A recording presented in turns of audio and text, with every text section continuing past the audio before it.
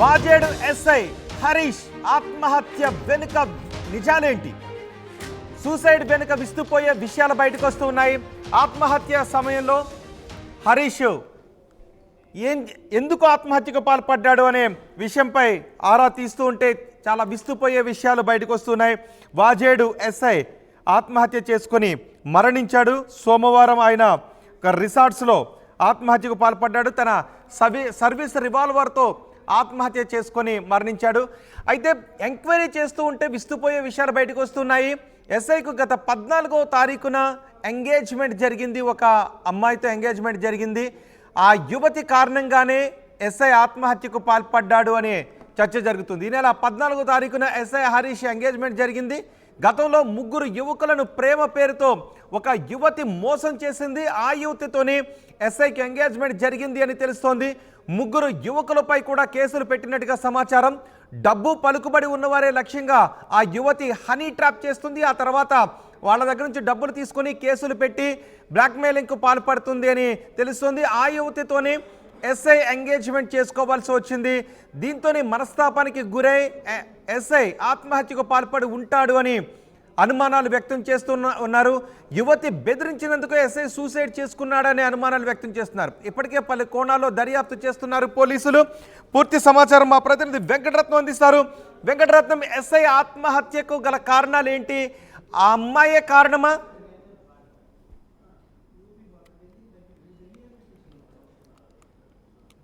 సోమవారం వాజేడు ఎస్ఐ తన సర్వీస్ రివాల్వర్తో ఆత్మహత్యకు పాల్పడడం పెద్ద ఎత్తున సంచలనం రేపింది. వాజేడు ఎస్ఐ రుద్రారపు హరీష్ ఆత్మహత్యకు పాల్పడ్డాడు. ఒక ప్రైవేట్ రిసార్ట్స్లో సోమవారం ఆయన సర్వీస్ రివాల్వర్తో కాల్చుకుని చనిపోయాడు. ఇది ఆయన కుటుంబంలో పెద్ద ఎత్తున విషాదాన్ని నింపింది. స్నేహితులంతా దిగ్భ్రాంతికి గురయ్యారు. అయితే ఎస్ఐ ఎందుకు ఆత్మహత్యకు పాల్పడ్డాడనే విషయంపై ఆరా తీస్తే సంచలన విషయాలు బయటకు వస్తున్నాయి. ఎస్ఐకు 14వ తారీఖున ఎంగేజ్మెంట్ అయింది. ఎవరితో అయితే ఎంగేజ్మెంట్ చేసుకున్నాడో ఆ అమ్మాయి కారణంగానే ఎస్ఐ ఆత్మహత్యకు పాల్పడ్డాడు అనే చర్చ జరుగుతుంది. ఇప్పుడు మీరు ఆర్టీవీ స్క్రీన్ పైన చూస్తున్నారు. రెడ్ సర్కిల్లో ఆ యువతితోనే ఎస్ఐకి ఎంగేజ్మెంట్ జరిగింది. అయితే ఆ యువతి గతంలో 3 యువకులను హనీ ట్రాప్ చేసింది. వాళ్ళ దగ్గర నుంచి డబ్బులకు బ్లాక్మెయిల్ చేసింది. వారిపైన కేసులు కూడా పెట్టింది అనే విషయాలు తెలుస్తున్నాయి. ఆ యువతితోనే ఇప్పుడు ఎస్ఐ ఎంగేజ్మెంట్ చేసుకోవాల్సి వచ్చింది. అంటే ఇప్పుడు ఈ ఎస్ఐ కూడా బెదిరింపులతోనే ఆ యువతితో ఎంగేజ్మెంట్ చేసుకోవాల్సి వచ్చిందనే విషయంపై ఆరా తీస్తున్నారు. అవే అనుమానాలు వ్యక్తమవుతున్నాయి. అందుకే ఆ యువతిని పెళ్లి చేసుకోలేక ఆ యువతి చేస్తున్న బ్లాక్మెయిలింగ్ని భరించలేక ఎస్ఐ ఆత్మహత్యకు పాల్పడ్డాడు అనే చర్చ జరుగుతుంది. పోలీసులు అన్ని కోణాల్లోనూ విచారిస్తున్నారు. మా ప్రతినిధి వెంకటరత్నం ఉన్నారు పూర్తి సమాచారం అందించడానికి. వెంకటరత్నం, ఎస్ఐ ఎందుకు ఆత్మహత్య చేసుకున్నాడు ఇప్పటివరకు ఎవరికి అంతుపట్టలేదు. కానీ విచారణలో మాత్రం ఒక యువతి కారణంగానే ఆత్మహత్యకు పాల్పడ్డాడు అనే అనుమానాలను వ్యక్తం చేస్తున్నారు. అనుమానాలకి కారణాలేంటి? పోలీసుల దగ్గర ఉన్న సమాచారం ఏంటి? ప్రస్తుతానికైతే పోలీసులు అనేక కోణాల్లో దర్యాప్తు చేస్తున్నటువంటి పరిస్థితి. ఇక్కడ ఒక హనీ ట్రాప్ అనేది కూడా ఇక్కడ మనకు వెలుగులోకి వస్తున్నటువంటి పరిస్థితి. ఎప్పుడైతే ఎవరైతే గతంలో ఎంగేజ్మెంట్ చేసుకోవాలనుకున్నటువంటి ఆ యువతి అంటే 14వ తారీఖు కూడా ఎంగేజ్మెంట్ జరగాల్సినటువంటి పరిస్థితి. అయితే ఆ రోజు ఎవరైతే యువతి రూమ్ లో ఉన్నదో ఆ అమ్మాయి కూడా చాలా ఇబ్బందికర పరిస్థితుల్లో నెట్టినట్టుగా తెలుస్తుంది. ఇవన్నింటినీ దృష్టిలో పెట్టుకొని ఇక్కడ అసలు ఎలా ఉండాలన్నటువంటి ఒక కోణంలో కూడా అంటే అనేకమైనటువంటి ఒత్తిళ్లకు గురైనటువంటిగా స్పష్టంగా తెలుస్తుంది. ఈ యాంగిల్లో ఇప్పటి వరకు ఎవరైతే ఆ యువతి ఉందో తనకు సంబంధించి 3 యువకులతో కూడా ప్రేమాయణం నడిపించింది. ఆమెకు అంటే ప్రేమ పేరుతోటి కూడా ట్రాప్ చేస్తున్నటువంటి పరిస్థితి. అందులో భాగంగానే ఇక్కడ హరీష్ ఎస్ఐ ఎవరైతే ఉన్నారో చనిపోయినటువంటి రుద్రారపు హరీష్ తను కూడా ఆ ట్రాప్ లో పడినట్టుగా తెలుస్తుంది. ప్రస్తుతానికైతే దీనికి సంబంధించి ఒక పూర్తి వివరాలు అయితే వెల్లడించడం లేదు. కానీ అందులో భాగంగానే ఈ రుద్రారపు హరీష్ కూడా తను బాధితుడిగా ఒక బలిపశువుగా మారుతున్నాడు అన్నటువంటి ఒక ఆలోచనలు కూడా ప్రస్తుతానికైతే కనిపిస్తున్నాయి. అందులో దాన్ని దృష్టిలో పెట్టుకొని బయటికి వేస్తే ఎక్కడ పరువు పోతుంది అన్నటువంటి ఒక కోణంలో కూడా తను ఆలోచించినట్టుగా తెలుస్తుంది.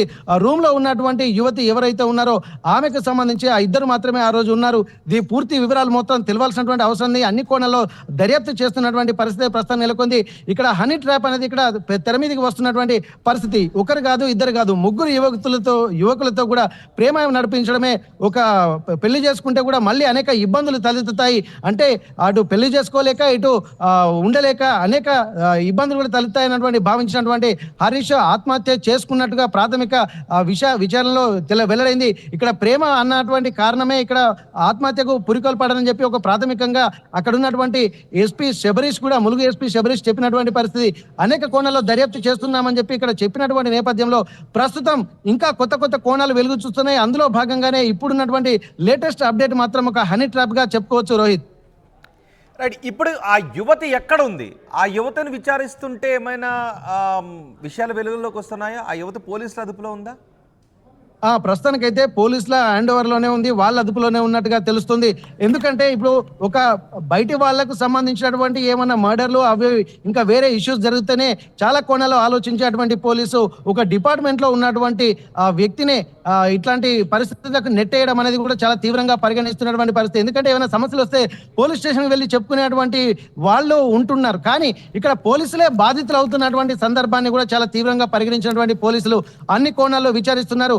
ఆ రోజు ఆ యువతి వచ్చి చెప్పినటువంటి మాటలను కూడా పరిగణనలు తీసుకున్నారు. తను కోడల వరుస అవుతుందని చెప్పి తను చెప్పింది, కానీ అసలు కోడల వరుస కాదు కదా, తనకు సంబంధం లేని వ్యక్తిగా అక్కడ గుర్తించారు.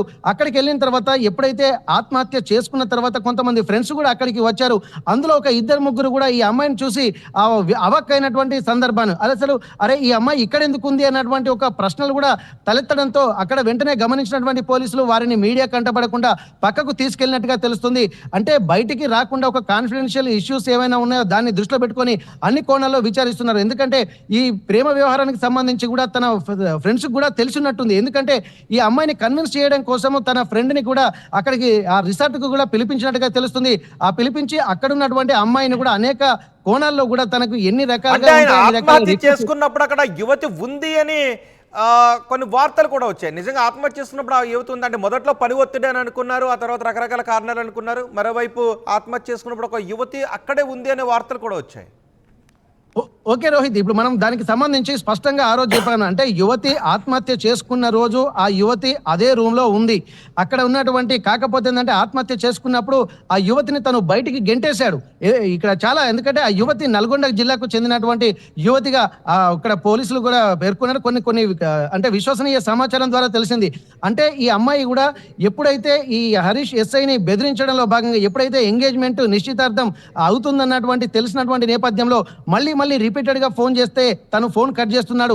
ఎందుకు కట్ చేయడానికి కూడా చాలా రీజన్స్ ఉన్నాయి. ఎందుకంటే ఏటూరు నాగరం అటవీ ప్రాంతం అలాగే వాజేడు పరిసర ప్రాంతాల్లో కూడా కొద్ది రోజుల క్రితం అంటే డిసెంబర్ 1వ తారీఖున ఎన్కౌంటర్ జరగడము, ఆ పనులలో బిజీగా ఉన్నారు ఇక్కడ మావోయిస్టులు అలాగే పోలీసులకు మధ్య ఒక ఎన్కౌంటర్ అంటే కాల్పులు జరిగాయి. కాల్పుల్లో 7 మావోయిస్టులు హతమయ్యారు. ఇటువంటి సందర్భంలో తను బిజీగా ఉన్నారు. దీనికి సంబంధించి వాజేడు మండలానికి సంబంధించినటువంటి వాళ్ళే ఒక ఇద్దరిని కూడా మావోయిస్టులు హతమార్చినటువంటి సందర్భం. అయితే తను పని ఒత్తిడిలో ఉన్నాడు, కానీ ఈ ఆత్మహత్యకు ఆ పని ఒత్తిడి కారణం కాదనేది స్పష్టంగా కనిపిస్తుంది. ఆ రోజు ఆత్మహత్య చేసుకున్నటువంటి సందర్భం, దానికి ముందు రోజే ఈ అమ్మాయి ఏటూరు నగరం వెళ్ళిన తర్వాత తనకు మరీ ఫోన్ చేయడంతో తను నేను వస్తున్నాను ఉండని చెప్పి అక్కడ ఉన్నటువంటి ఫెరిడో ఒక రిసార్ట్ లో తనను ఉంచాడు. తర్వాత ఒకళ్ళ ఫ్రెండ్స్ ను కూడా తీసుకొచ్చి ఆమెను కన్విన్స్ చేసేటువంటి ప్రయత్నం చేశారు. ఆ తర్వాత ఆ రాత్రంతా కొంత వాగ్వాదం కూడా నడిచింది. విసిగిపోయేసినటువంటి తన ఫ్రెండ్ కూడా అక్కడి నుంచి వెళ్ళిపోవడం జరిగింది. ఎంత నచ్చ చెప్పినా అమ్మాయి వినకపోవడంతో తను మళ్ళీ ఎంత చెప్పినా వినకపోవడంతో తను బలవంతంగా చేసింది. ఇప్పటికిప్పుడే నన్ను పెళ్లి చేసుకుంటావా లేదన్నటువంటి ఒక బ్లాక్ మెయిల్ చేసింది. తను లేకపోతే నేను ఖచ్చితంగా మా బంధువుల్ని అలాగే మాకు సామాజిక వర్గానికి చెందినటువంటి వాళ్ళందరినీ తీసుకొచ్చి ఇక్కడ నేను నిరసన కార్యక్రమాలు చేస్తాను, ఈ పోలీస్ స్టేషన్ ముందే బయట ఇస్తానన్నటువంటి ఒక బ్లాక్ మెయిల్ కూడా చేసినట్టుగా తెలుస్తుంది. అవన్నిటిని దృష్టిలో పెట్టుకుని తను మళ్ళీ ఎట్లాంటి పరిస్థితులు తలెత్తాయన్నటువంటి భయాందోళన వ్యక్తం చేసినటువంటి హరీష్ తన మిత్రునికి కూడా ఫోన్ చేశాడు. నువ్వు ఇంటి దగ్గర అమ్మా నాన్నలను కూడా సరిగా చూసుకో, ఇప్పుడు నేను ఇక్కడ ఈ లోకాన్ని వదిలి వెళ్ళిపోతున్నాను అని చెప్పి తన ఫ్రెండ్ కూడా ఫోన్ చేసినట్టు తెలుస్తుంది. వెంటనే కోపోద్రిక్తుడైనటువంటి తను ఆ అమ్మాయిని కూడా రూమ్ నుండి బయటికి నెట్టేసి తను లాక్ చేసుకొని తను కాల్చుకొని చనిపోయినట్టుగా తెలుస్తుంది. ఇది ప్రాథమికంగా విశ్వసనీయ సమాచారం రోహిత్. కానీ దీనికి సంబంధించి ఇక్కడ హనీ ట్రాప్ అనేది కూడా ఇంకా అంటే ఒక్కడే కాకుండా ఇంకా ఎంతమందిని ట్రాప్ చేస్తుంది అన్నటువంటి విషయంలో కూడా అనేక అనుమానాలు పోలీసులు వ్యక్తం చేస్తున్నారు. అన్ని కోణాల్లో కూడా దర్యాప్తు చేస్తున్నటువంటి పరిస్థితి ప్రస్తుతం నెలకొంది రోహిత్. రైడ్ వెంకటరత్నం, వాజేడు ఎస్ఐ హరీష్ ఆత్మహత్య వెనుక విస్తుపోయే విషయాలు వెలుగులోకి వస్తున్నాయి. ఒక యువతి బ్లాక్మెయిలింగ్ కి పాల్పడటంతోనే ఎస్ఐ ఆత్మహత్యకు పాల్పడ్డాడు అనే విషయాలు వెలుగులోకి వస్తున్నాయి. ఆత్మహత్య సమయంలో హరీష్తో పాటు ఒక యువతి కూడా ఉంది. ఈ నెల 19న ఎస్ఐ హరీష్ ఎంగేజ్మెంట్ జరిగింది. గతంలో 3 యువకులను ప్రేమ పేరుతో ఒక యువతి మోసం చేసింది. ఆ యువతి ఎస్ఐను ఇప్పుడు బెదిరింపులకు